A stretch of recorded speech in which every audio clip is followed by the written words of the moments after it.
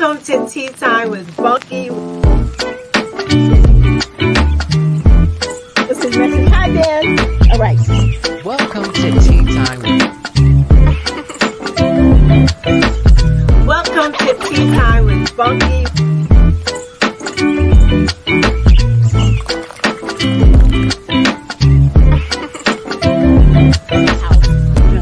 This is super recent. Welcome to Tea Time with Bunky. I missed you guys. I really did.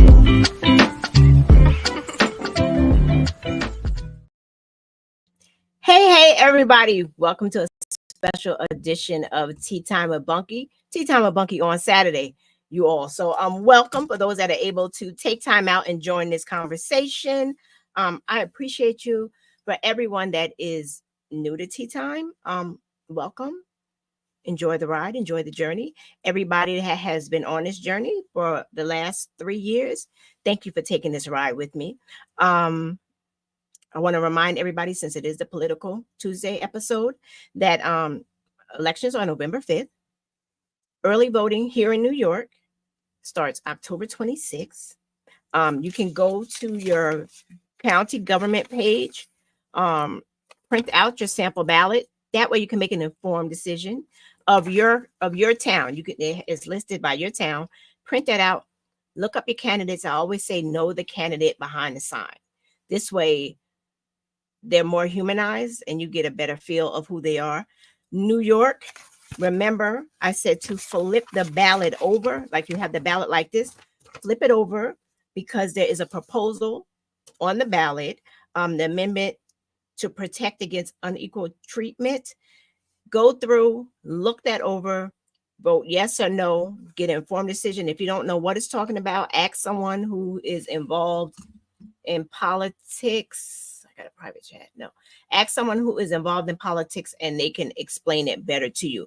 But the goal is for you to get in there, learn for yourself so you can make an informed decision. Don't go by the neighbor. This one said vote for that one because of this one. No, you got to go in there and make the decision for the person who speaks to you.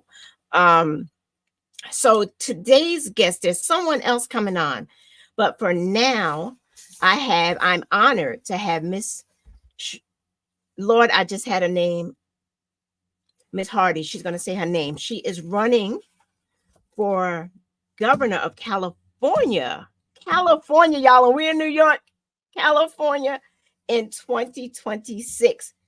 I want to say Sharifah Hardie. Sharifah Hardie. I knew that. I didn't have an answer. I'm like, I want to say, I don't want to mess her name. Welcome. Thank you. Thank you for having me. It's an honor. Thank you for being here. We're waiting for Joseph, but in the meantime, can I tell people a little bit about you? Absolutely. Because you're running for governor Absolutely. of California. Okay, so you're Republican CASD 33. I want you to explain it to me. I don't know what that means. Okay, Joseph is on.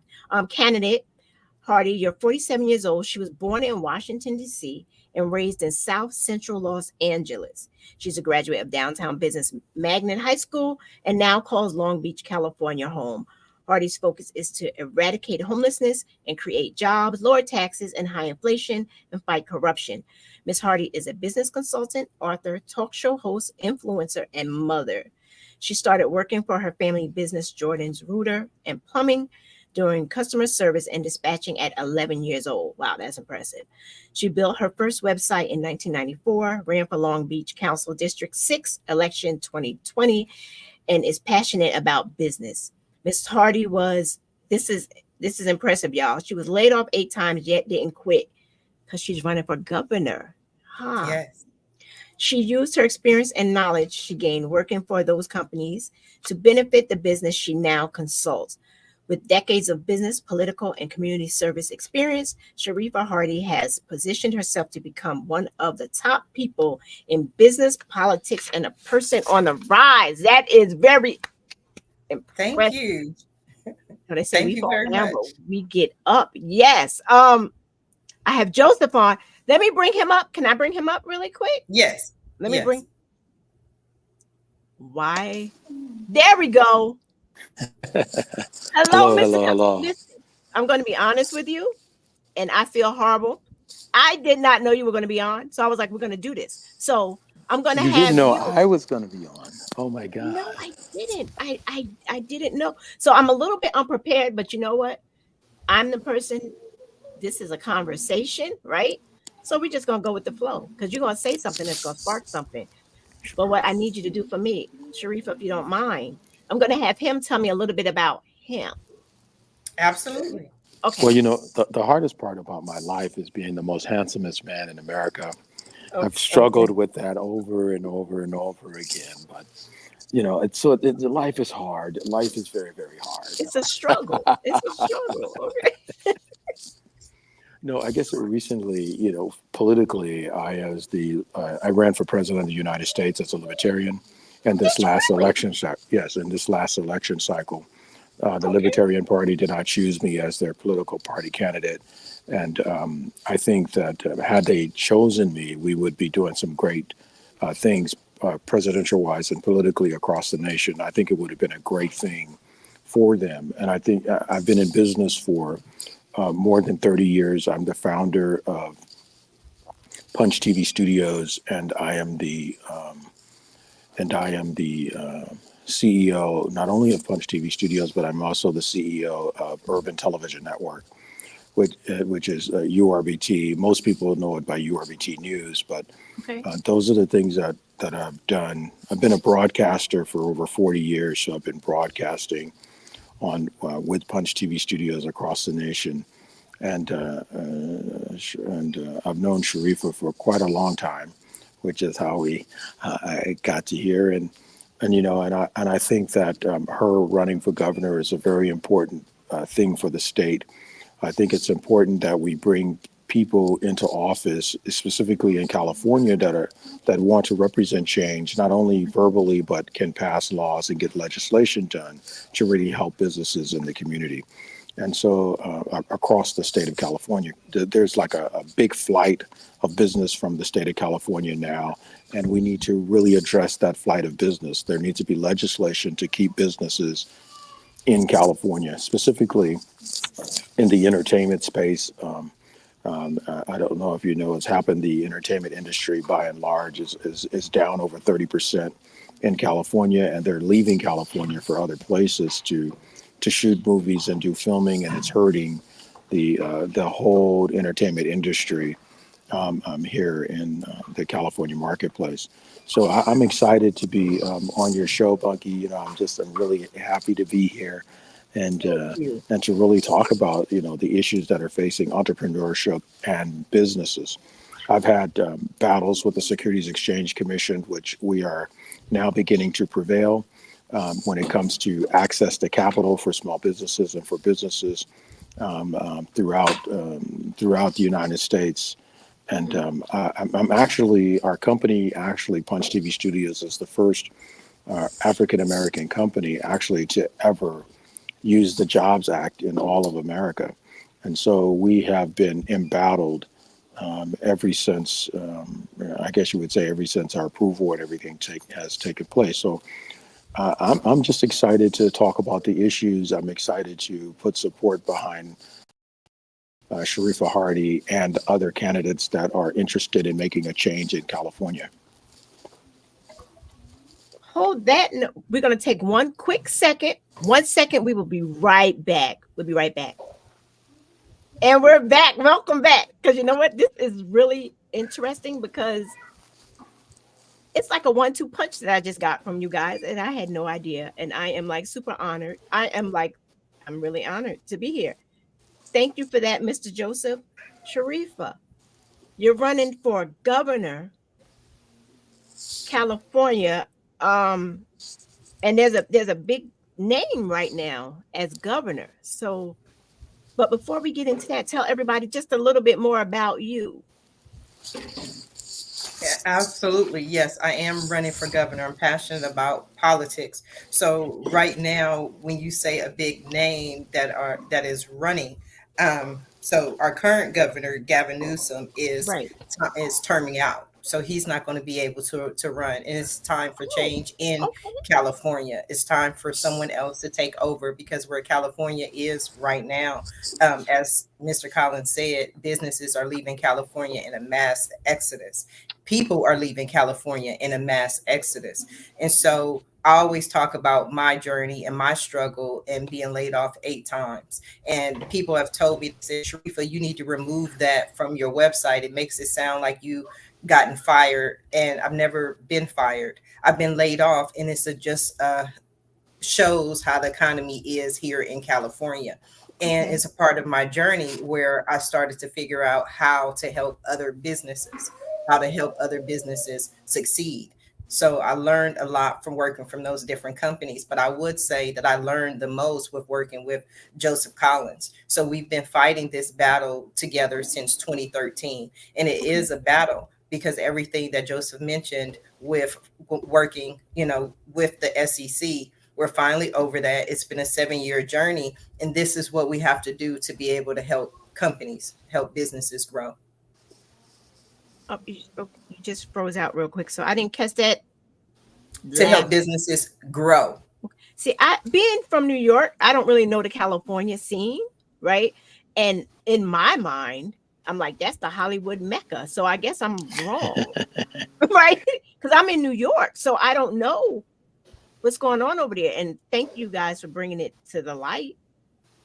Well, you have other states like Atlanta, Georgia, and I lobbied in the state of Indiana to bring film tax credits to the state, and we successfully got legislation passed in the state of Indiana so that they would bring film tax credits, and I think that's up at 30%. So you have other states that are offering film tax credits up at 30%, and which covers above the line and below the line crew. And so when you can save 30% in making a movie, it makes a big difference.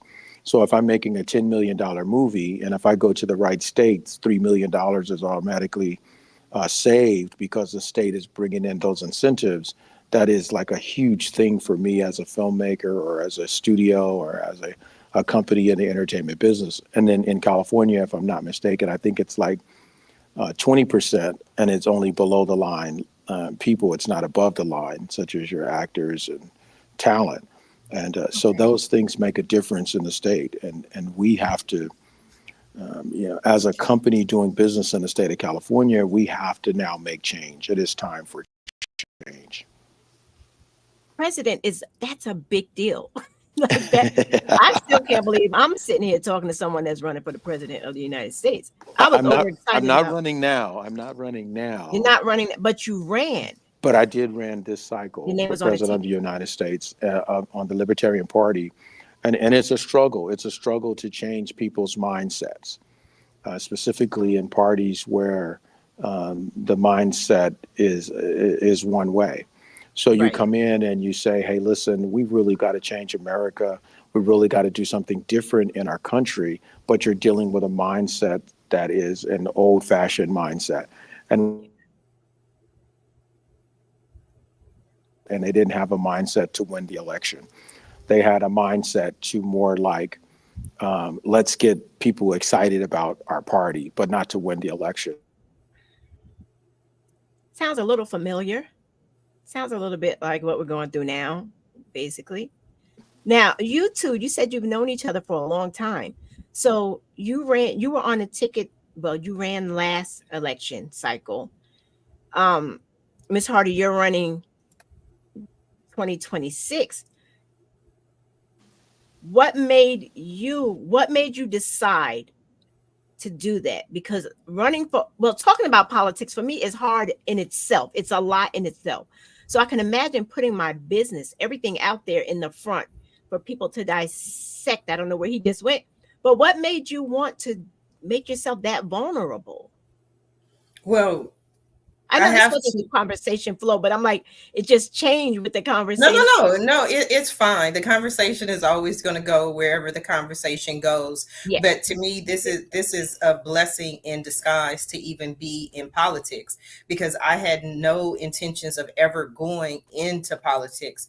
It was actually a dear friend of mine, Mrs. Sally Martin, who passed away in 2021, and I still miss her to this day. But back in 2021, she said to me, she said, "Sharifah, you should run for city council." And at that time, I had no idea what the process was, what it would take, what it would involve, what it would cost. And when people talk about politics, there's always this idea that you have to have $500,000 or $10 million to even get in the process for the filing fees. And so I contacted Long Beach City Clerk, because this was when I was running for City Council District 6 in Long Beach, and I found out what the process was. And they literally made it too easy. It's fill out this form, complete this form, turn it in, and you're in there. But when I began campaigning, I fell in love with politics. I fell in love with the idea that I had a voice, and I would always say things that were atypical of what the conversation was, because I believe for a long time within the system, people want things to remain at the status quo. So even though they say we're going to elect this new politician, we'll get this new person in office, it's the same system. It's the same people. It's the same ideas. It's the same thoughts. And I came in with a completely fresh approach. And I really advocate for the people. The people, are my priority. So I went from Long Beach City Council District 6 to running for District 33 for Senate in 2024. And so I didn't make it through the primary, but I put my hat in the ring to run for governor in 2026. And if I don't get governor in 2026, I'm running for president in 2028, because what I won't do is be stopped, because our people are suffering. I mean, everyone is suffering. If you go to the grocery store right now, go to the pump to get gas, anything, all high inflation prices are just crazy at this point, and I don't use that word loosely. And so I'm just here to make a difference for the people. Thank you for that. Thank you both for that. For putting yourself out there. Because a lot of people can't do that. A lot of people won't. And I like that. Okay, if I don't get this position, that's not going to stop me. I'm just going to aim higher. I like that attitude. You're a go-getter. Like you, both of you guys. Like I looked at when I found out. I'm going to be honest. When I found out that you were a Republican, I was like, wait, what? I was like, I don't know if I can have a conversation. And then I thought about it. I said, you know what? I have so many Republican friends. It's a conversation, because my thing is I'll vote for whoever speaks to me. Like if you're doing something that I'm like, okay, this is going to help me, you're registered for one party, but when you go in that voting section, you can vote for whoever you want to vote for. And it's for whoever speaks to me. We got to take another second. And we're back.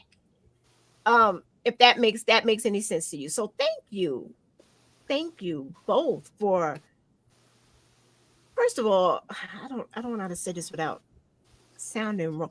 Thank you're people of color. You're people I can relate to. So I like to see the face. I do. I like to see the face. Because I'm like, okay, they're out there trying to make a difference. Now, Mr. Collins, what made you want to run for president? I mean, like you just jumped. Did you just jump into that, or did you have other political spaces, or? Well, I helped get legislation passed in the state of Indiana. Okay. And I seen that if you want to have power and you want to really get things done in America, we have to start legislating those things into place. And so one of the problems that I believe that happens in American politics today is the laws are not in favor of people of color. The laws themselves are not. And so the people who are in Congress, they might not support a glass ceiling, but the laws certainly support glass ceiling type issues. And to me, that there needs to be change. I'm not happy with Joe Biden. Joe Biden has let our country down. And I'm certainly was not happy with the ideal of Trump. So I says, you know what, who would be the best candidate for president of the United States? And to me, that would have been me. And so I says, I'm going to give it a try, and I'm going to see what happens. And I crisscrossed the country. I did everything inside of the Libertarian Party to try to get their nomination, because unfortunately, running as an independent is a very tough road in American politics. So you need a party behind you. You need a party to help you. And I thought the Libertarian Party would have been the best party at that time. And so I want to see laws that support urban business. I want to see laws that are fair. I want to see more independent people become successful in their businesses and hire people and bring the cost of living down, and bring down our national debt, and have a true and fair budgeting, and have a strong military. These are things that I am completely in favor of, and we have to legislate those things into place. And I think that Joe Biden has let our country down. And I says, who's going to do something about it? It might as well be me. So I got out there and I did what I did as a presidential candidate. And we just didn't get the nomination on this cycle. Now, Yes, you said, I'm sorry, go ahead. No, I just wanted to respond to what you said, Bunky, about Republican. In the last few months, I've received so many people who were unhappy, who have expressed their disappointment and their shock and their surprise. I had one lady who literally cried, an African-American grandmother who was like, I can't believe that you're not supporting Harris. You know, she said, I told my granddaughter, look, here's a Black woman who is in this office, and that means that if she can do it, then you can do it. And I know that I don't support just individual people. I was independent for years before I decided to join the Republican Party, because I always felt that while these two parties were fighting, the people were suffering. That was my thought, and that was my belief. And then I just looked at it and I said, by not choosing any side, you're not doing anyone any good. So just like Mr. Collins just said, it's very hard, very difficult to win as an independent, because you don't have a party behind you, you don't have money behind you. And so that's when I became a Republican, because I felt as if the liberals, and we were living in an anything goes society. And I do believe in law and order. You know, I know someone else that is in, that was a great point of view, Senior. I know someone else. She's a Black female, and she lives in my area, and she's in the politics and everything. She was a judge, and she was a Democrat. And where I live it's kind of rough. It is. It's kind of rough. And when I say rough, I'm just learning at my age the racism that goes on, and because I was like in a bubble, so I'm just learning. And she was like, the only way to get on the ticket was to become a Republican. She was like, that was the only way. She said, because they would not allow, the Democrats here would not allow her to be on a ticket. So I totally respect what you're saying, and kudos to you for doing what you got to do. And that comment about voting for Kamala Harris, true, she has my vote. And it's not just because she's a Black woman, you know, and people think, oh, because she's Black, she's a woman, that's why she has your. No, that's not just it. It's just because I just can't go the other way, because I'm learning that it's not just the Republican Party. There's a difference. Learn there's a difference between the Republican Party and the MAGA Republican Party. No, that's not true. That's not true? That is 100% not true. Okay. I have been a long-term Republican. I voted for Ronald Reagan, so that will give you an idea of how long that I was I remember Republican. Reagan. And I voted for Ronald Reagan. I was also I have been also a delegate in the Republican Party for many years. And so that's not a true statement. What has happened is, and people don't think about 1964 to 1965 to 1969, when Martin Luther King Jr. was trying to get civil rights legislation passed. So the reason most African Americans before that time were Republicans, Yes. But because we were trying to get a deal passed with Kennedy, and then after Kennedy, there was LBJ, Lyndon Baines Johnson, and they were trying to get the civil rights legislation passed, and LB Johnson was the only Democrat that was willing to step up and try to get that done. Okay. At the time, because you have to remember, Kennedy didn't even want to touch civil rights legislation. He did it because of all of the riots and because of all the things, but because they needed the election, they promised the black church, specifically Martin Luther King Jr. and the others who I can't call their names out at this moment, that if you help us get elected, we're going to get civil rights legislation passed. We're going to get the educational bill passed. We're going to get these things passed. And so the church at that time, because we had no other choice, we then switched mostly to becoming Democratic, right? And once we became the Democratic Party under that, to get those legislations passed. My thought is that you have to support the candidate that best has your needs at heart.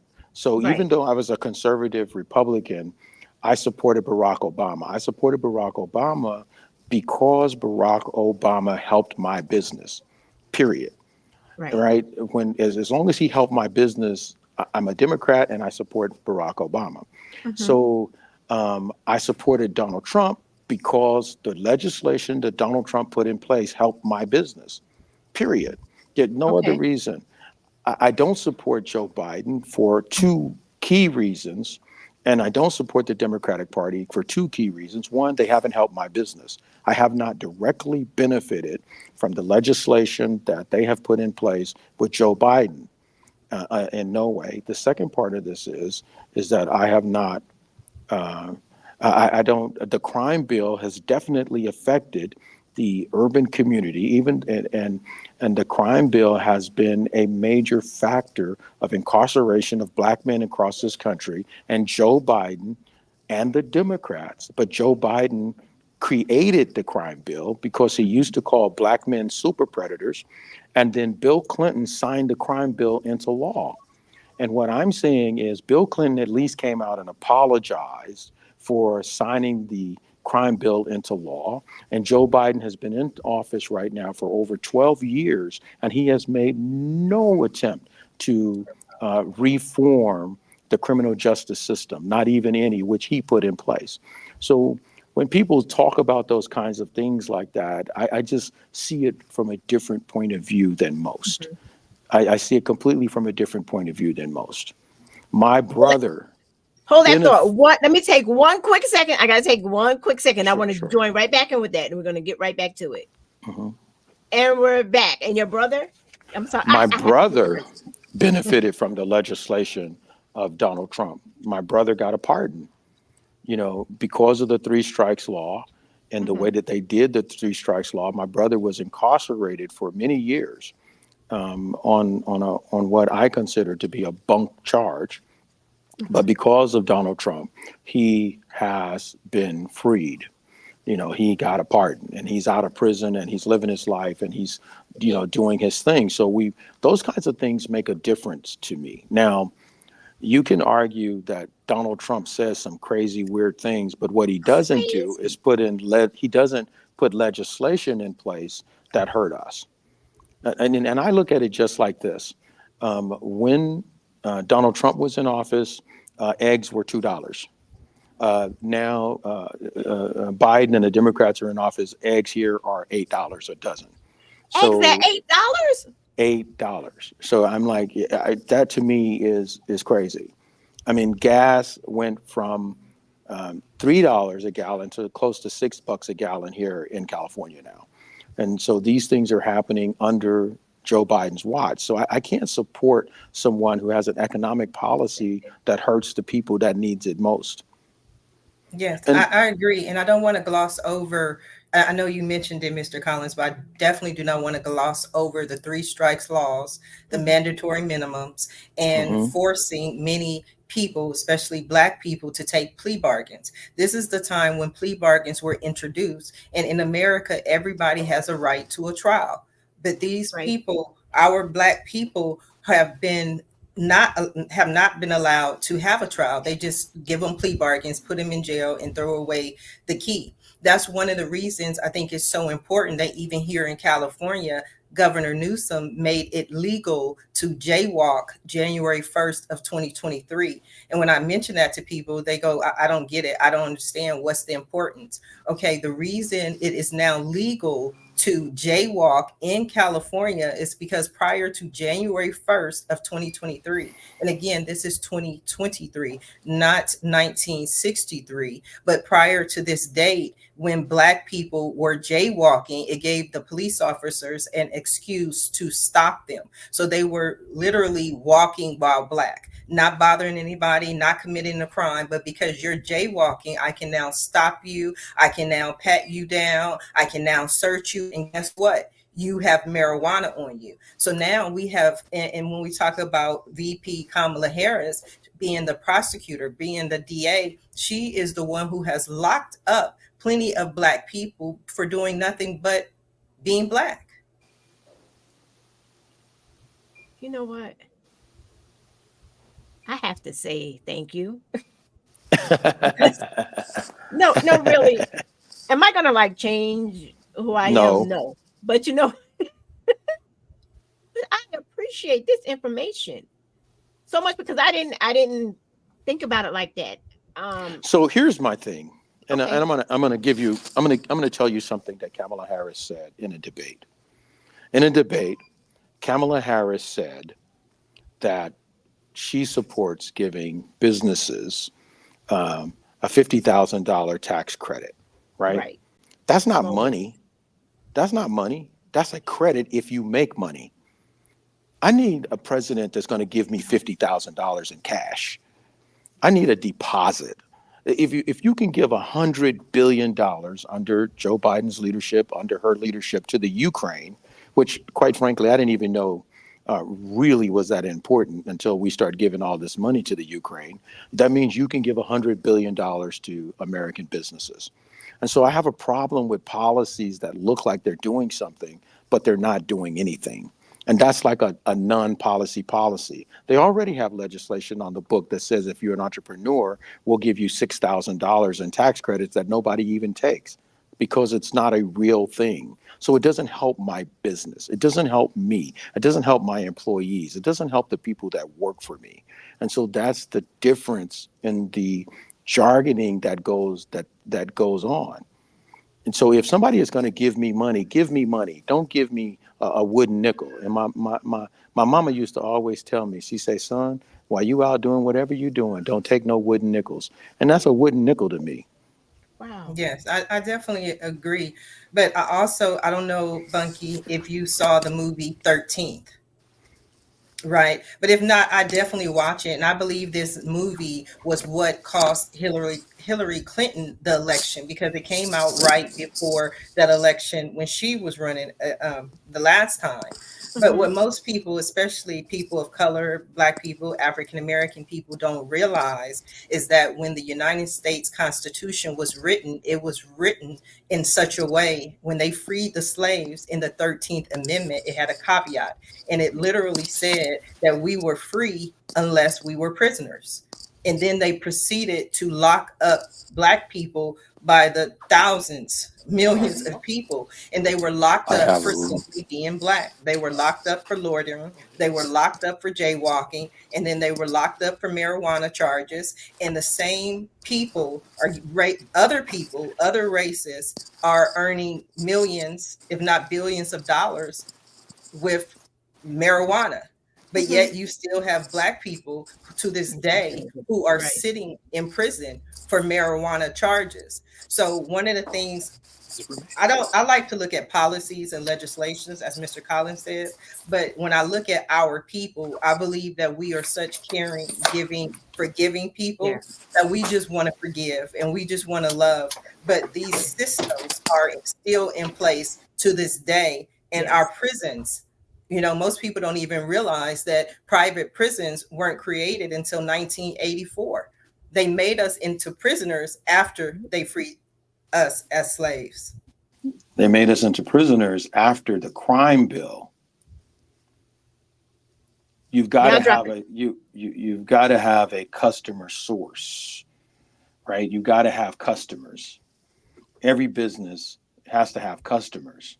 And so if your customers are criminals, so to speak, for whatever, Right. then we've got to have customers fill these prisons, because the Right. prisoners are our customers, because we're in business to make money. We're not state prison, or we're not these other things. We're in the prison business to make money. So if we're in the prison business to make money, who are our customers? And if we don't have enough customers, how are we going to fill our prisons if we don't have enough customers? And those are the things that we have to really begin to acknowledge and take into account. You guys are just making excellent points right now. You're blowing my mind. You really are. I'm like, we definitely got to do a part 2. But you talk about fighting corruption. So I think our system is really corrupt. You know, listen, you're talking to someone who's newly learning all of these politics and everything, right? So it's like every time I learn something new, I'm like, wait a minute, that happened. Let me go look this up. Like, so everything you're telling me, I'm writing it down, you know, so I can go back. And I think I saw the movie 13. I think I saw that. But I'm going to go back and watch it because I know I probably missed a lot with that. But I'm definitely going to go back and watch it. Let me, oh wait, we gotta take another. I don't know why these are coming up so quick. We gotta take another commercial break. We'll be right back. Okay, we're back. Normally I take longer commercial, but I'm like, no, I need to learn all of this stuff. I want to know, Collins, what you said you wanted to be the change. I always tell people, be the change you want to see, right? To both of you, this question then actually is both for you. When you decided to run for these positions, did you have any backlash from family, friends? Do you have a good inner circle, you know, like a good support group? Because you're two Black people in America, we know how that looks, that are running for these high positions that people don't want you in. You have to have a support group. Like, what does your support group look like? You want me to start? So Okay. for me, I'm a very personable person. So I made friends all over the country, all across America, from New York to California, all over the country. I made brand new friends to talk about ideas that were really based ideas, that weren't just theories or things that we can actually achieve in American business, like criminal justice reform. Access to capital for small companies. I mean, true access to capital for small companies. And then coming out of the Republican Party, moving into the Libertarian Party was a drastic change, because people in the Libertarian Party, they think you still have Republican views, even though it's really about the people. What helps the people? Me, I'm going to vote for the candidate that's going to help me in what I'm trying to achieve. And the people that are around me more than likely are going to do the same thing. And if one candidate is not helping me achieve what I'm trying to achieve, then I've got to vote for the candidate, regardless of party, who's going to help me achieve my objective, whatever that objective may be. And I'm saying but I'm bringing that into the objectives of the American people, or the objectives of American business. Who's going to help us achieve those objectives? And from what I see right now, I don't see another Democratic era that in such a way that supports American business. And I don't see that. I see a welfare state. I see a country that's let over 30 million immigrants illegally into our country, right? And because we have a certain, I don't know if you even thought about it like this, right? But that means there's 30 more million people that need eggs. So the price of my eggs have gone up because 30 more million people in America are eating egg. 30 more people in America need milk. 30 million more people in America need housing. And so now the cost of housing has gone up. And these are the policies that the Democrats and Joe Biden has brought into our country. And Kamala Harris has not shown me something different than others. She's going to just follow along with everything that Joe Biden has done. I haven't seen anything different. I haven't heard her say anything different. I haven't heard her speak anything different in the debates. She just really got into this.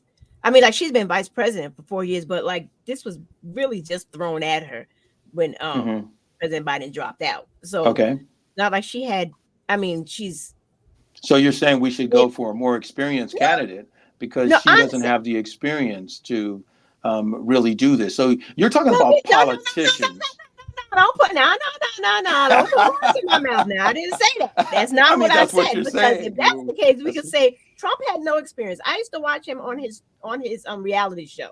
Okay. So a lot of presidents that get in position, there are some that didn't have the experience. So we're not going to do that to her. We're not going to do that. We not. Okay, you don't. I don't think it's a question of experience or any experience. Right. That's not my view at all. That's not the question. I was going to ask you what your support system. What does your support system look like? I have an incredible support system, starting with Mr. Collins. I'm so grateful just to have him in my life because when I'm going through all these conversations, especially about politics, I have someone. Well, he's knowledgeable. Yes, yes. And can look at it from a different view, and who can look at it from a non-emotional view. Let's look at the legislation. Let's look at the facts. So that's what I focus on. And being in politics, my other support group, my friends, my family have been very supportive. It wasn't until, like you said, recently when VP Kamala Harris stepped into the forefront where people I use the term turned on me, because they just like, oh my God, I can't believe that you are not going to vote for VP Kamala Harris. And that's when it became difficult. But I have hard to do it is, because people were inboxing me clips trying to prove to me that she's the best, and look, she did this and she did that. Or if it was some made up created video of Trump and something Trump had done, something Trump had said, some allegation against Trump, they were sending me private messages, and they continue. But I still have to go for and stand for what I believe in. I mean, especially in our school systems and this gender ideology and pushing this agenda against our children. That is one thing that I'm strongly, adamantly against. So I'm not going to vote for a Democratic Party who is behind this agenda.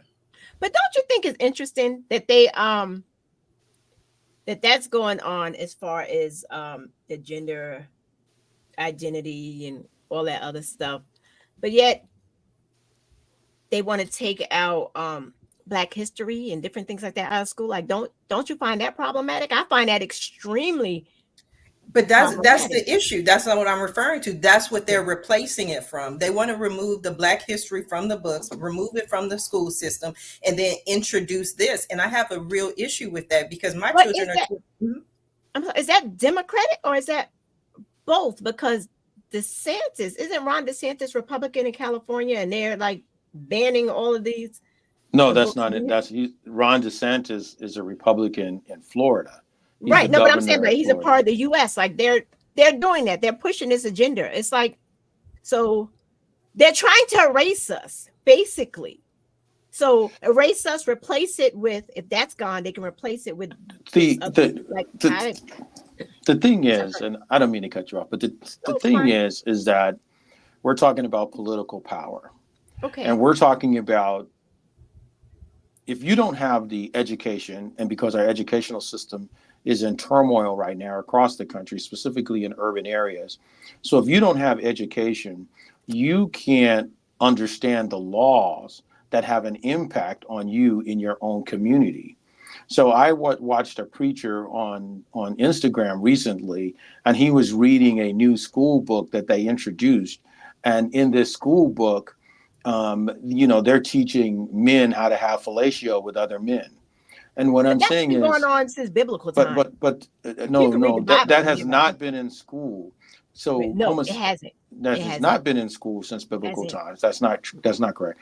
And I'm talking about if you read the Bible, like all the stuff going on, or like all the stuff going on when you like tear that Bible apart. This stuff has been going on since biblical. And It's not so, new. They're just so introducing you're it saying that this way. if you read the Bible, if you want to use that as a litmus, so you're saying it's okay with Now God. we're supposed to do separation Because, of church and state. That's why my mind is blown with all of this in the first place. right. So the whole thing is, I do not, if I'm a grandfather now and I have wonderful Me too. I'm a grandchildren. grandma.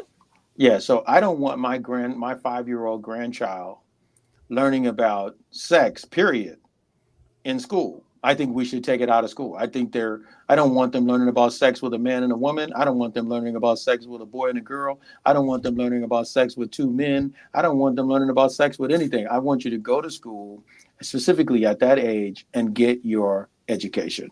But they You learn got to about it get the in church. basis.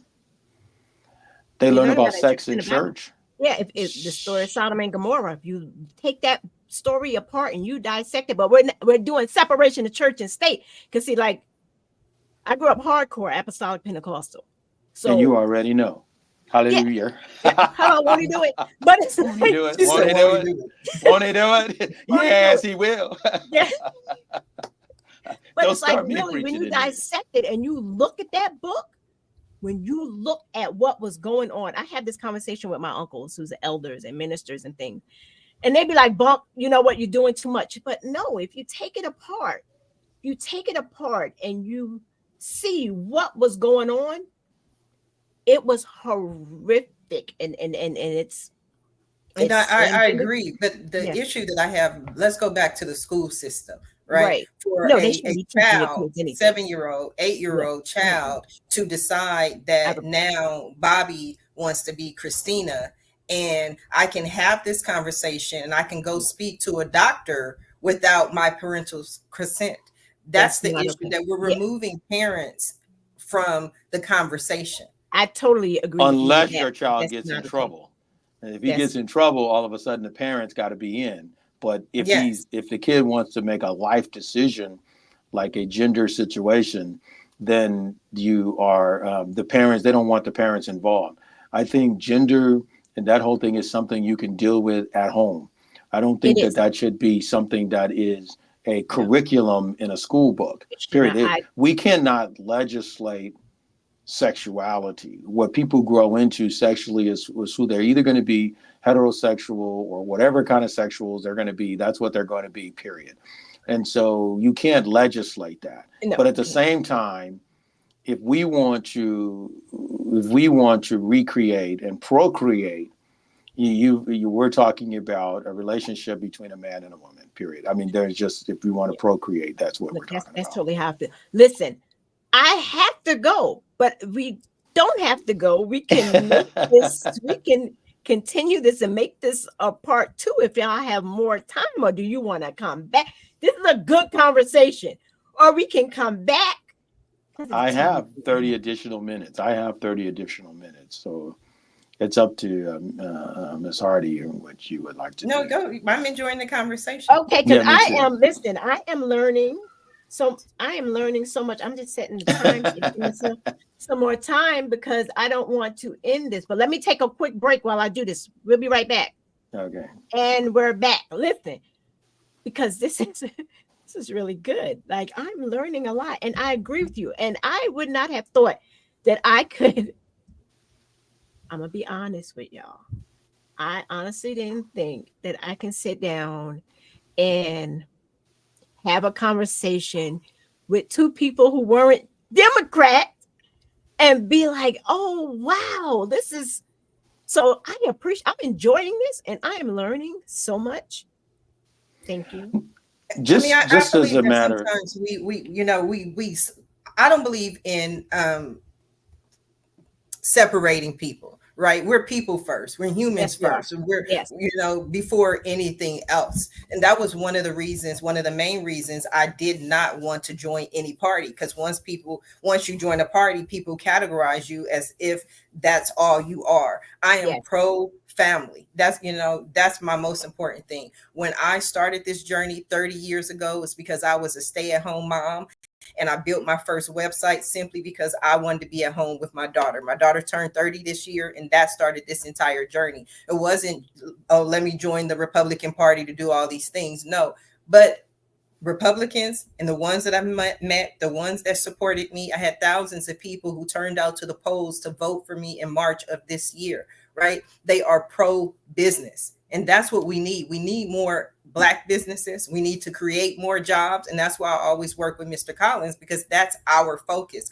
How do we create jobs? He mentioned the Jobs Act that President Obama did. We supported that. Again, he was a Democrat, but his focus was on creating jobs. So it's, to me, it's not just about party. If we want to separate each other and point fingers, that's when I'm like, okay, but how do we help the people? How do we create jobs? Because for me, everything, whether it's mental health, drug problems, what's going on, homelessness, the root cause is if a person cannot feed their family, a person is going, especially a man, is going to feed his family one way or another, because he knows his family has to eat. So how do we bring in the jobs, bring back the corporations so that people can have a living wage that actually allows them to feed their families?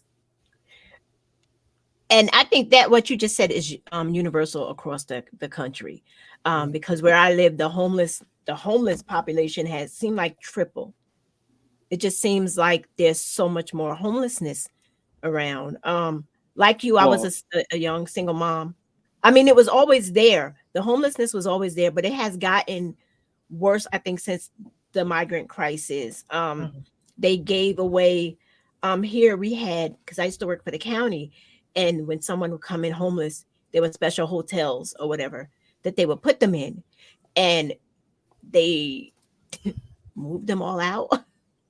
And I was like, wait, where are these people going? And then it also seemed like it made the mental illness, all the mental health, it seemed like all of that powered on each other, so that this is a whole United States, probably world thing. So it's no different in California versus New York.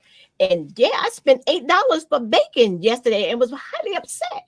Yeah. I was really upset about that thing. Yeah, I'm highly upset too. And who's the president? And so it's the you know, who's the president? Let me ask you, because when I had this conversation, because I have political Tuesdays every Tuesday, and we were talking about the inflation situation. Like, doesn't it seem as if the inflation it became worse because of COVID? All over the world, inflation is insane, but America is doing better than a lot of other countries as far as this inflation. See, it doesn't affect us what's going on in the country next door. It affects us here. I get that, but can't we blame COVID on that? Well, actually, what goes on next door does affect us here. Well, no, it does, but I'm just saying, like, some countries are doing much worse than us. Here is the thing I believe, and this is my belief. Okay, so you have tariffs, right? And tariffs are the import tax for goods coming into the country, right? But instead of us, one of the things that really struck me so definitively during COVID was American companies don't make vitamin C. So vitamin C is coming from countries all over the world. So we are so we are so interdependent on these foreign nations. We get our oil from these foreign nations who are subject to these wars that we are now a part of or have been a part of because of energy in America. And the driving factor of the American economy is energy. How are we going to bring down the cost of energy so that people are able to survive? How are we going to do this, right? Because that's the driving force and the backbone of the American economy is energy. And so if our energy prices are skyrocketing, and in California, energy bills have basically doubled. So it's doubled your light bill, double your gas bill. You're like, I don't even want to turn the lights on at night. It's like here too. Because so it's double because of energy, the stuff that it takes to the stuff that it takes to turn on computers. So our energy policy is flawed. So if your strongest point is energy, and energy is driving the economy, and you don't think about that when you're buying bacon. You're not just buying bacon. you're buying the fuel that it took to process that bacon. You're buying the fuel the gas that they had to use, and the diesel fuel or the coal oil or whatever they had to use in order to feed those animals, right? So that the animals could have food, that the diesel fuel that it took to grow the grain that these animals are eating, right? All of that is put into the packaging of bacon. So if we had a better, stronger energy policy, the energy policy itself could drive down prices in America. But our energy is dependent on these foreign countries. Right. And we don't have an American energy policy at this point, and have not had for a long time, that would help us bring down the cost of living for the American people. And so we're talking about bacon, but really we're talking about the cost of energy. And that's the driving force. Well, let me ask you, what were some policies that you were looking to try to put in place during your pregnancy, Lord? My pregnancy? No, we're not doing that. No. There's no genetically modified man here. I am all man. I see when God birthed me into this world, he gave me all of the condiments of a heterosexual. Are we going to church? Man. Lord God. I feel my help coming now. Oh God, that's a help.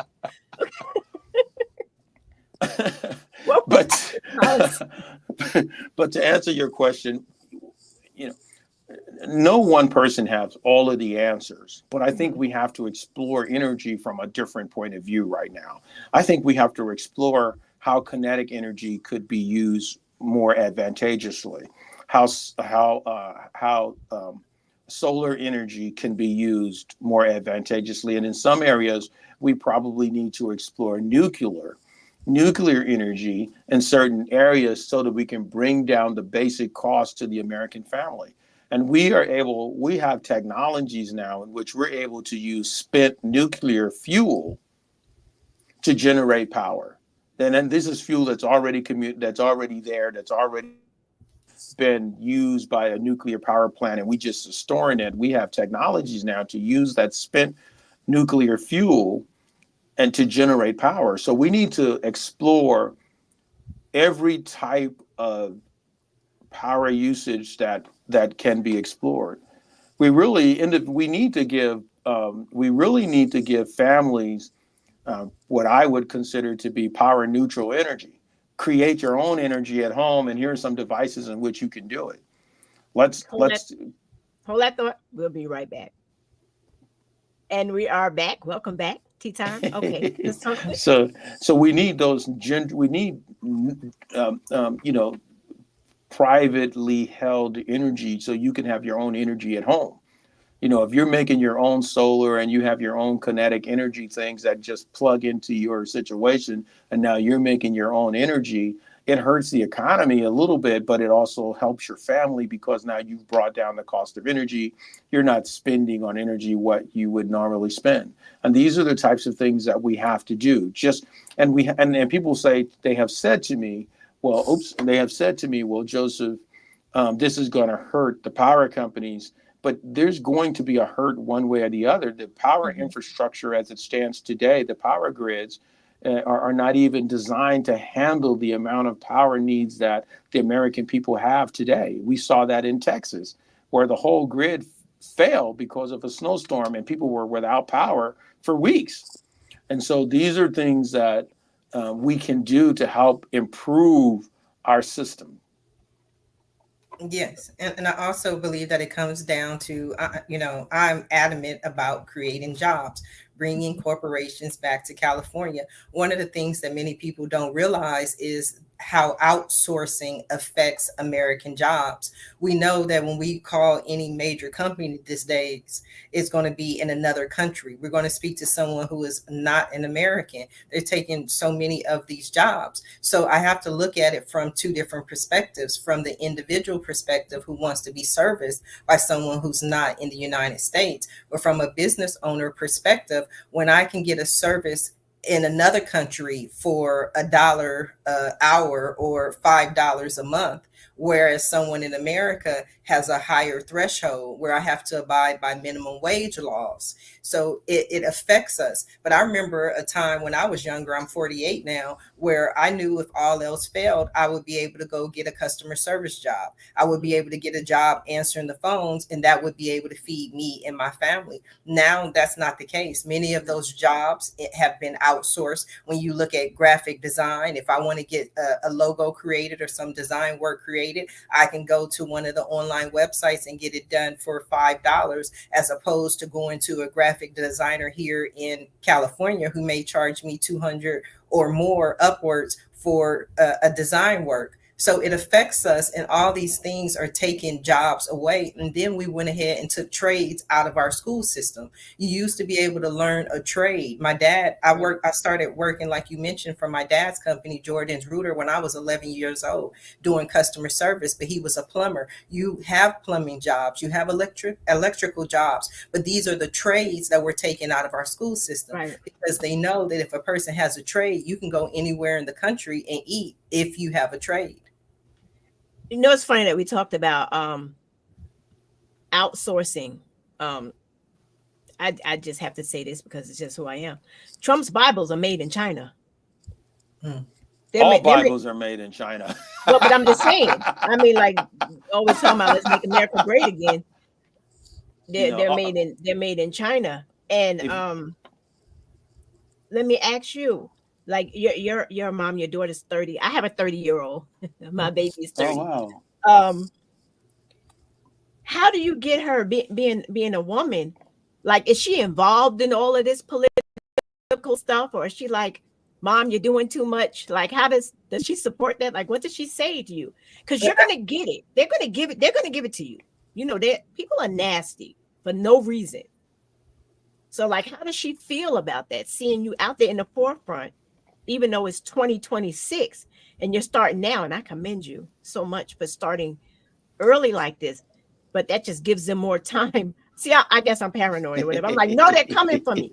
So how do you feel about that? Like, how does your daughter feel about that? My daughter is one of my biggest supporters. She loves everything I do. She's also in production as well. So if I want to produce content, she helps me with production.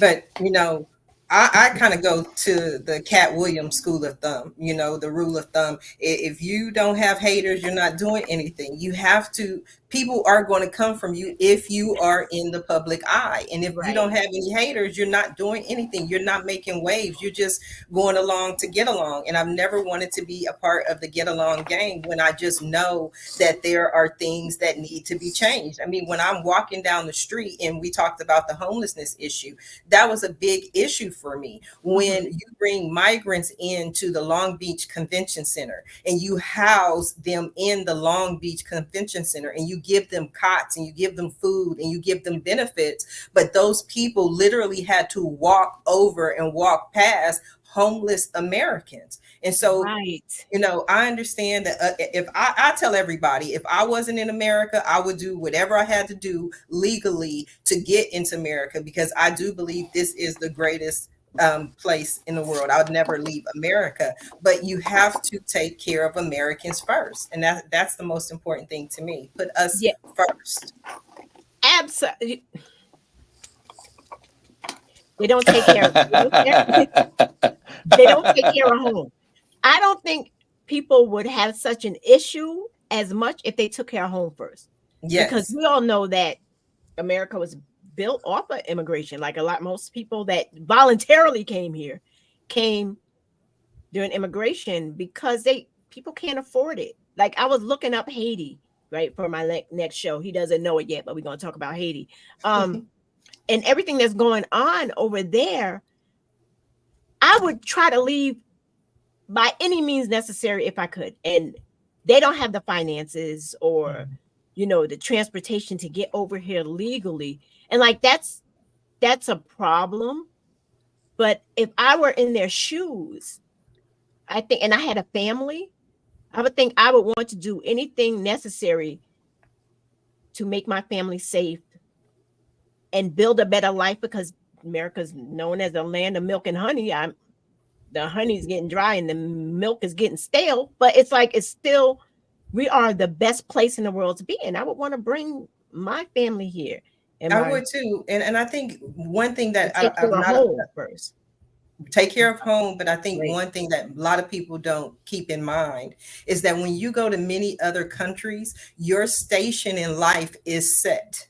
Your station, whatever you are, is what you will always be. Right. So if your family, your lineage, your parents were goat herders, everybody's going to be a goat herder forever. You know, if you were Yeah. born into service, if you are a maid or a butler, whatever it is, that typically is what you are going to be. America is one of those places which is so beautiful and is so amazing that you can be born poor and die rich. You could Right. be born rich and die poor. It's completely up to you. But other places is not like that. You have a set station in life, and it's typically what you were, the family you were born into. This is what you're going to be. Nobody has this grand idea that maybe one day I want to be the president. That's unbelievable, unimaginable, because that's not what your family does. In America, you can be anything that you want to be. And that's what I fight so hard for, is for people, especially our young people, especially like you mentioned, my daughter,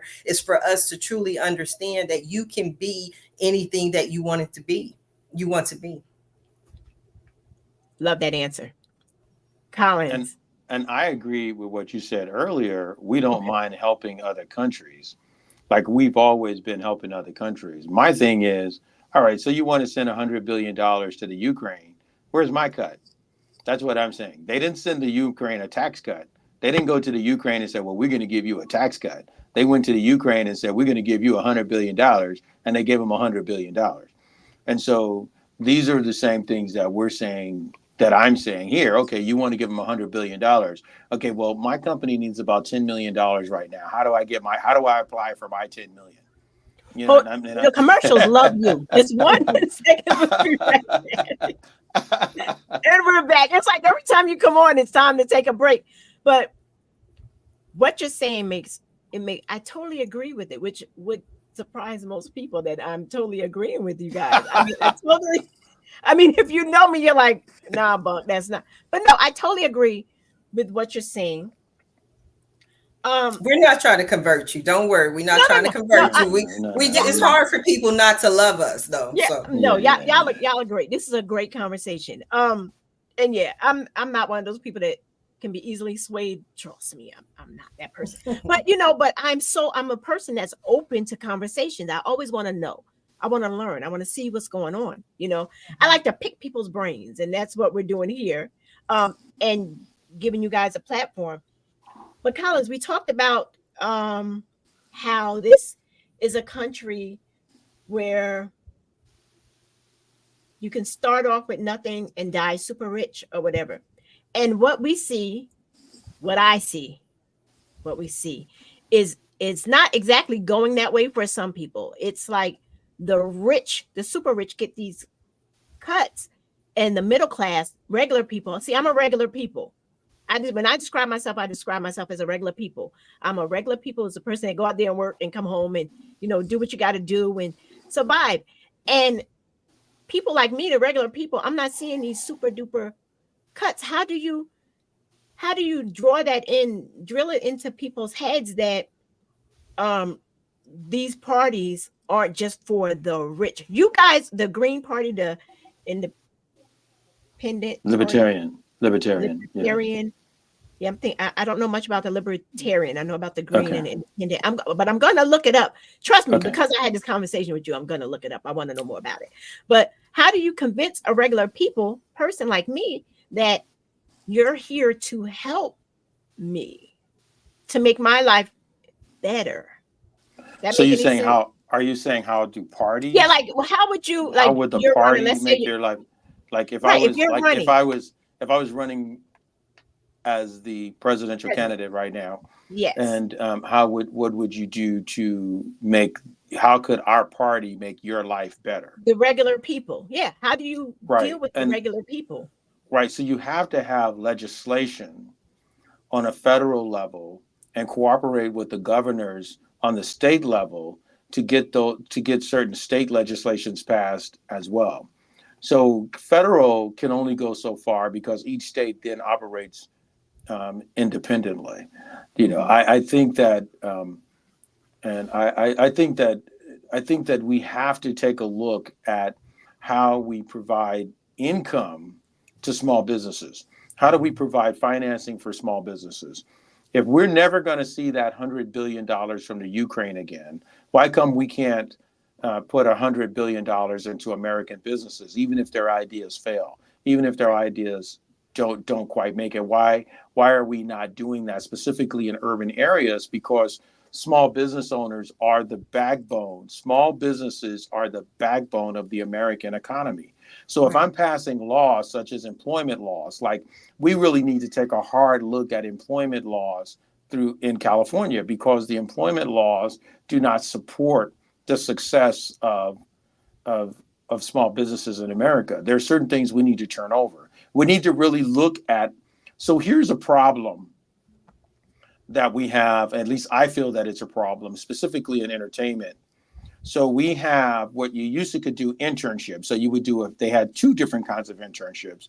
You used to do paid internships, and you used to have free internships so that you could learn a craft or a skill, right? But it might help that business a little bit, but not a lot. But you could learn a craft or a skill because you're doing that internship.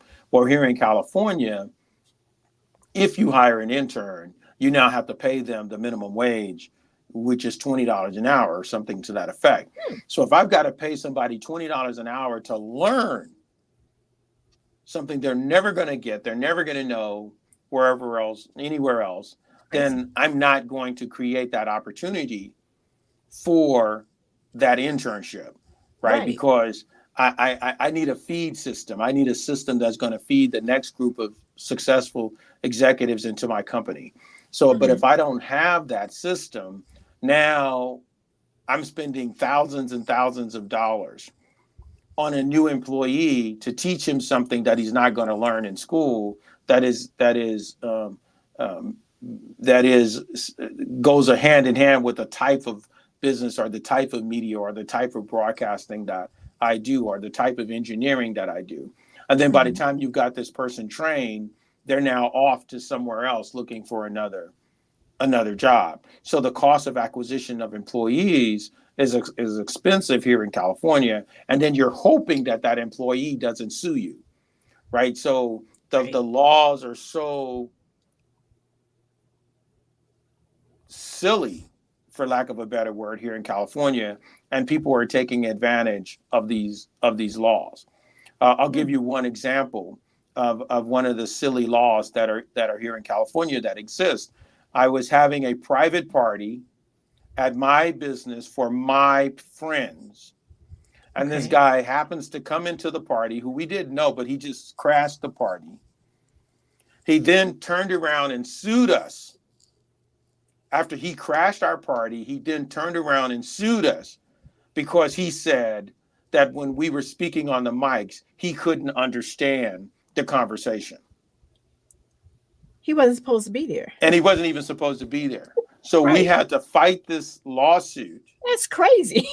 Right? No, it is crazy, but these are the realistic things that are happening in California. So we had to fight this lawsuit, one, to prove that we had a private party that was for private individuals, and we had no idea that this person was there. At the end of the day, we ended up having to give him $10,000 just so he could go away.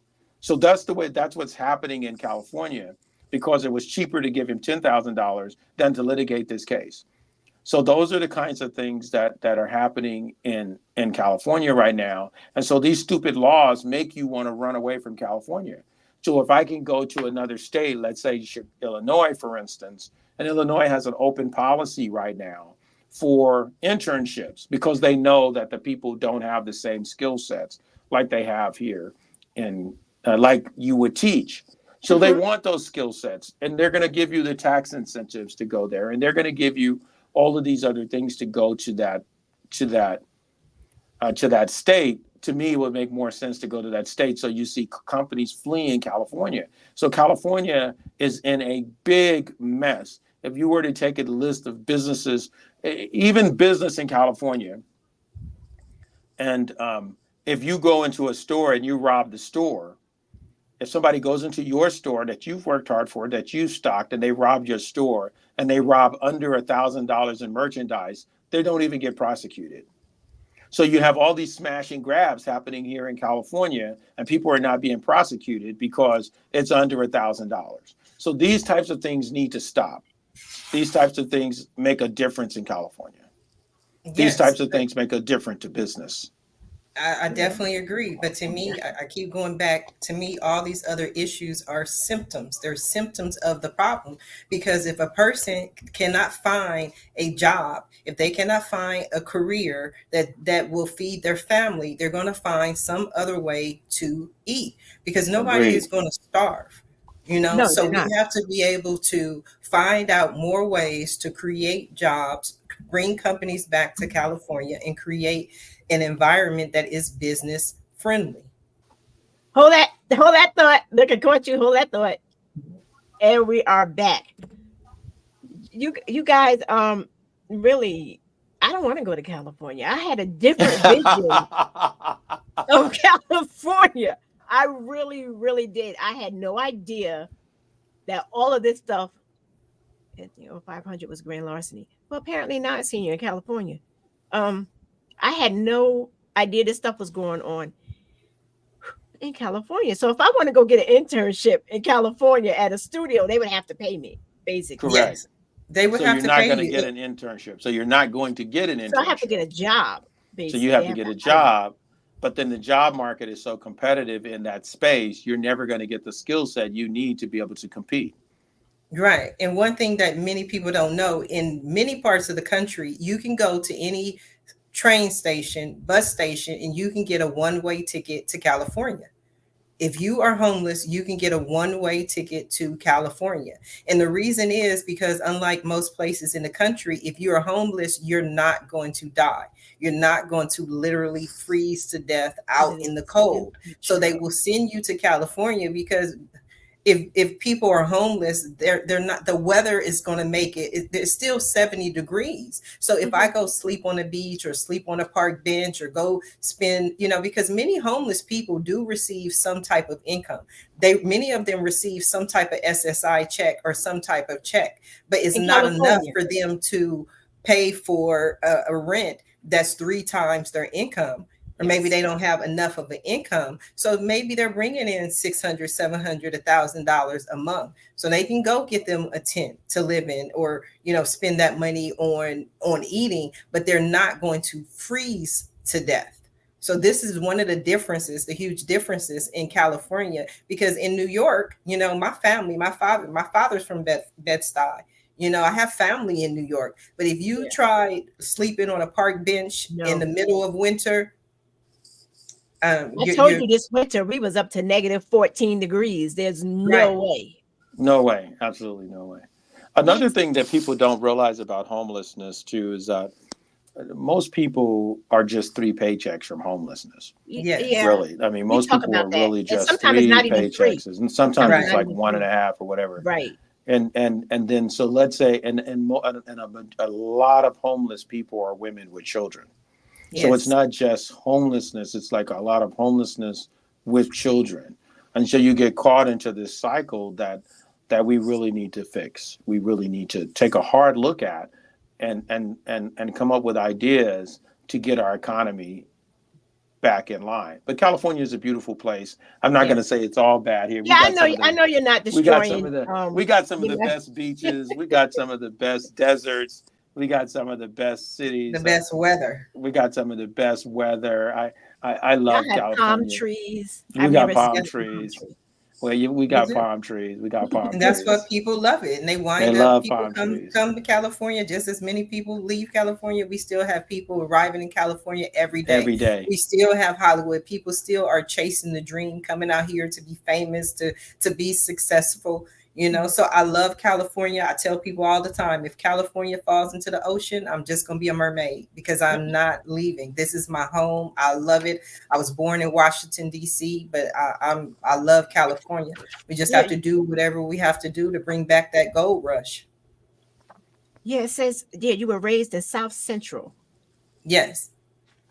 Now, when I think of South Central, I think of like Boys in the Hood and stuff like that. Yes. Yes, So Yes. you pretty is it much really got it. like Yes. Yes, I mean, okay? and especially during the era in which I grew up. And it's funny in because that even era, though yeah. Mr. Collins and I, um, you know, found each other later in life, we basically grew up around the same area. We actually went to the same school, different times, different years, but we went to the same elementary school. Fun Okay. fact for everyone.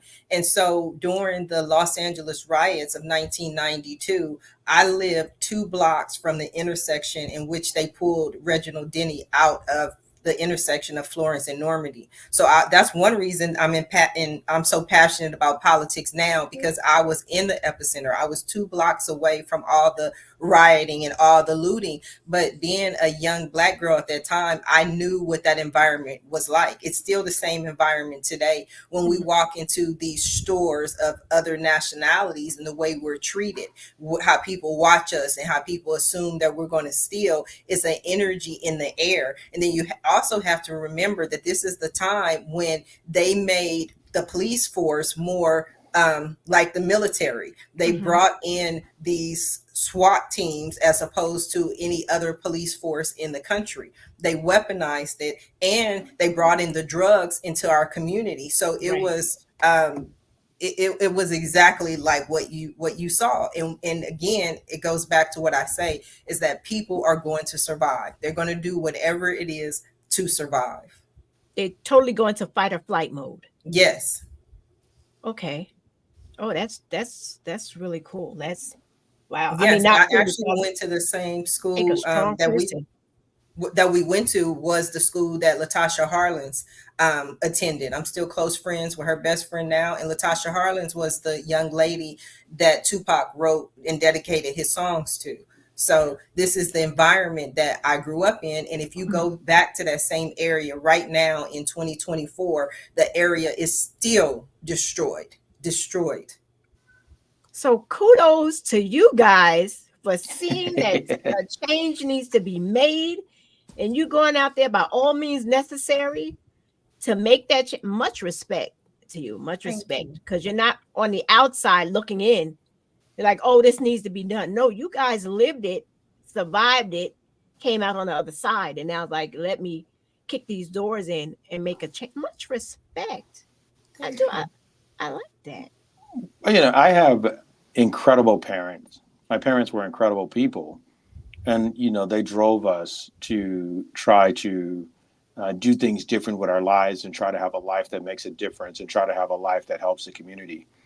And that's one of the things that has always been and is always important to me. My son, my oldest son, ran for the U.S. Congress against Maxine Waters. Oh So wow. that tells you that, you know, we've always been like, we need change in our community. We understand the old guard. We understand that people have been in these positions and have held them for a long time. But there needs to be change in our nation and in our community. And we're about change. We're about making change. We're about seeing that change affected across the nation. And so I'm excited about this upcoming election. To be quite frank with you, I'm on edge to see what's going to happen. I'm on edge to see if Kamala is going to win or if Trump is going to win. You know, I know who I'm voting for at this point. I mean, I haven't seen a candidate in the Libertarian Party or the candidate that they're running for the party is doesn't have a chance to win. I mean, it's just not even practical at this Yeah, point. they don't even put anyone else out They don't there. even put it yet, and so I think that our party made a tremendous mistake by not going with the ideal of someone like me as their leader.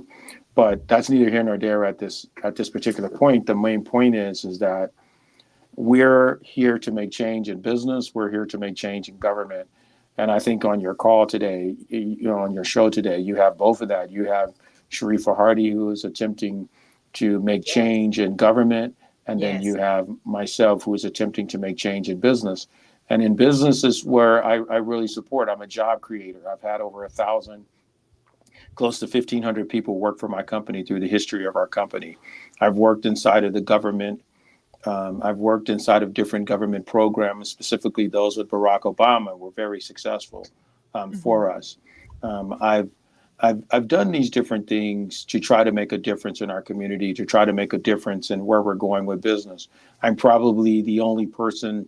We made a formal offer. Our company made a formal offer about 3.5 years ago during COVID to purchase Warner Brothers from AT&T. And so these are things that I have done and that we're looking forward to doing greater things like that in the future. And you've got to have leaders in position that are going to help companies and businesses be successful in their proper order.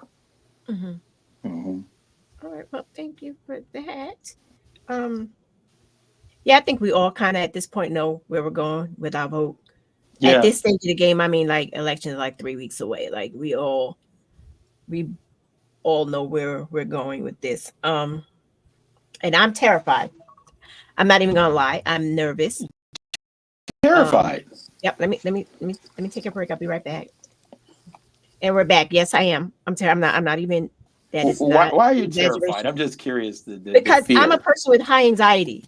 Okay. I am, unfortunately, I'm an emotional person. I go by what I see and what I hear. So it's like I'm on edge. I'm not, there's no exaggeration, but this is not about me. So we're winding up. We have like 5 minutes and I have 2 of you. So what is it?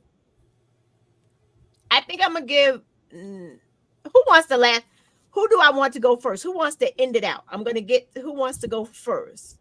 Sharifah, you wanna tell us what your plans are, what you've learned from this so far, this procedure? Because I really would love to have you back as we get closer.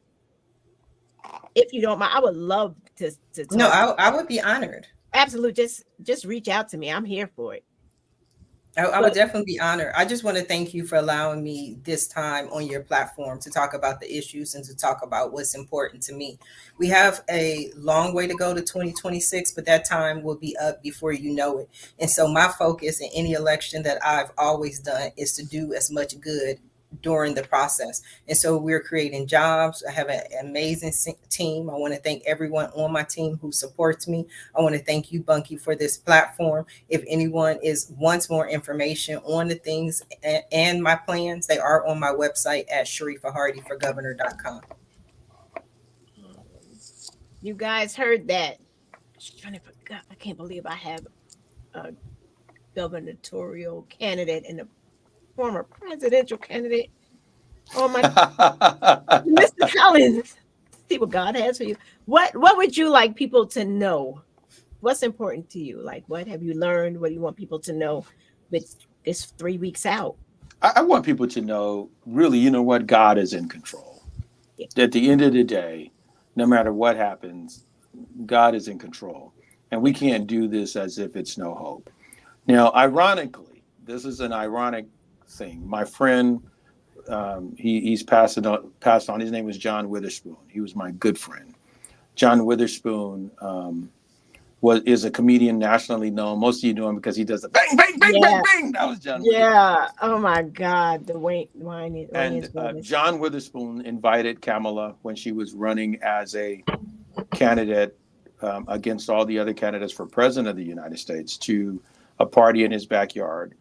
And at that party, we prayed for Kamala to be lifted up. And we prayed for God to show Kamala favor. Kamala. When I was with Kamala, I did not call her Jesus. Kamala. I called her Kamala. Okay, now I'm tired of that. Okay. But for the sake of this, we're gonna say Miss Harris. Okay. We're gonna say Mrs. Harris. We pray for God to lift up Kamala. I ain't even getting there because we called her Kamala. So okay. Now I'm familiar with her on a different level. I totally understand. I understand. But we prayed for God to lift her up. Right. And certainly, God put her in a position to really make great change in our country, right? And at least at that time, she had a chance to be vetted by the American people. In this situation, the way this went down with Joe Biden dropping out of the race, she hasn't had the vetting from the American people Right. that candidates typically would have that would make you say, I want this person as my presidential candidate. What she's had is tremendous media play from liberal media, and she's had tremendous those kinds of things like that. But what I have failed to see, as I would with any candidate, whether it be Trump, Ronald Reagan, John F. Kennedy, or any other candidate, I failed to see what she's going to do for businesses in reality. And my thing is, there's no game plan. She has no game plan to do anything to help business and the real help, not this pseudo help, real help. There's no game plan for that. I've seen the Democratic Party hurt the African American community with the 3 strikes law and the crime bill, and there's been no cry for criminal justice reform, none whatsoever. We've heard cries for police reform, but that still stems from criminal justice reform. And so there's been no cry for criminal justice reform. And there's been no cry to bring our money back to America to help businesses in America. I've heard no cry on that. I've heard a pseudo plan to give a tax credit if I'm successful. And so that's not real money. So those are the kinds of things that I'm looking for in a candidate. And so far, she has not stepped up to the plate, and she has not said the things that I need to hear as an entrepreneurial business in the country, as a guy who attempted to buy Warner Brothers, as a guy who has more than 13,000 stockholders in his country, as a guy who's been persecuted by the Securities Exchange Commission of the United States of America under their watch, as that guy, as a guy who received a Lifetime Achievement Award from Barack Obama himself. As that guy, I have not heard from Kamala Harris, or whatever kind of Harris you want to call her, which actually should be Kamala something else because she's got a different married name. Okay. I have not heard a plan that's going to help our company in America. Now, that's what I'm looking for, and I haven't heard it. The only plan that I've heard that helps me has come from Donald Trump, and that's the plan that I'm going with. And I haven't even heard that plan from the Libertarian Party, who I support. Haven't heard a plan on how you're going to help businesses. Haven't heard a plan on how you're going to make America better again. I haven't heard that plan at all. Okay. And so I've got to go with the guy that helped me before in the last previous election. I've gotten no help from Joe Biden and the Joe Biden campaign. And so that's kind of where I'm leaning to. So I'm hoping she can pull off a miracle. My vote is still open to be won. I haven't endorsed any candidate as a presidential candidate. I haven't endorsed any candidate right now, but right now, 3 weeks from the election, I haven't heard her say anything that would merit my vote. Okay. Well, I have to go because girl, you good. I do. She said, I have to go. No, I have to go. And like I said, I totally appreciate you guys. You guys gave me so much information for me to look into. Thank you. I'm still going where I'm going. I still haven't heard him say anything. That's just me. Of course. That's just me, but this isn't about me. You got anytime you want to come on, just reach out to, I'm sorry, Joseph, I wasn't prepared for you, but I was. It worked out great. I'll send you, I guess I have to get your information from Sharifah. Yeah, you can get it from Sharifah, or you can get it from Thomas. See, I didn't set you guys up. Thomas set us up. Thomas set us up. Yeah, wait 1 second. Let me end this, and could you guys just wait 1 minute? You guys, I appreciate you for tuning into this special Saturday edition of Tea Time with Bunky. You can catch Political Tea Time with Bunky every Tuesday at 6 p.m. On YouTube, Facebook, and Instagram, and regular Tea Time with Bunky. I think I want to have you guys on that one too. Regular Tea Time with Bunky on Thursday. So I appreciate you. Get out there, know your candidates. And make an informed election decision. I appreciate you. I will see you in a few days.